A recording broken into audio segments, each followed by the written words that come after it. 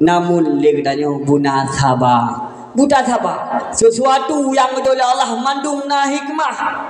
Gedanya orangnya yaitu sengsara na hikmah.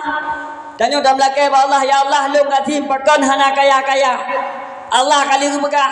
Allah hana gebi keinginan siroro hamba. Tetapi Allah gebi kebutuhannya hamba. Munyo gebi keinginan hamba air ke. Le urung je apa je boleh iaitu rumah bertingkat-tingkat, boleh gedung mewah. Karena urung kaya mi susah. Urung ngatin senang. Contoh Nasiro raja masa jamun ko kaya kerajaan ko jai kalau ada dulu umahnya sang buna kulam itu kaku huku kulam pada kena kulam sang kan buna bakaye lagi keinan tayo tak kena bakaye sang buna rangkang luta grup kena kulam puang tak bedah tadu kaku dengar duduk lewatlah tiro urang singam purmoh cukup kem dua ke rumah cikeh le purmoh kem lagi ada nyoba bam kawin lagi bam mewah pengantin baru ni jai kaku tinggal di rajanya pakon leji yang kasih nah hana peng tepu tu kem purmoh long yang lepek kaya lo antam pernah long kem purmoh long ja bungo long wo support oma goi tu siro penasihat Abu Legoi penasihat gimana raja meno penasihat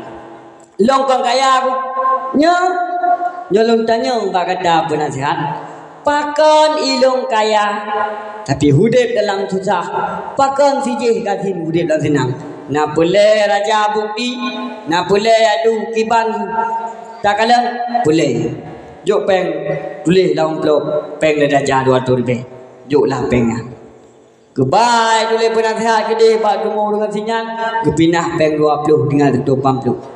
Maka kalau dia dengan sin omah dari raja 200 memang buka kah? 180 oh hanya kubunya. Gejak Pak Raja. Assalamualaikum Raja. Waalaikumsalam. Kiban. Raja nyonyo blok dia nak? Nyo.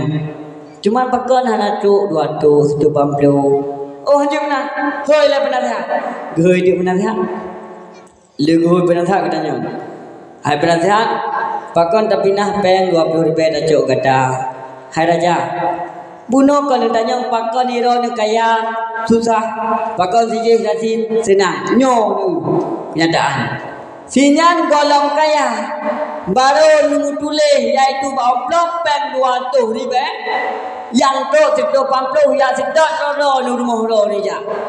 Bukti ji raja urang kaya. Menyokrit orang kaya nak ibadat nyan raja susah contoh orang aslinya ni nya sebenarnya di pem BLT bekah kampung kok nak tu hibi dah tu nam pepep dia nam pepep dia mi berapa pepep kaki cok pak kecil kaki cok le dia nyamban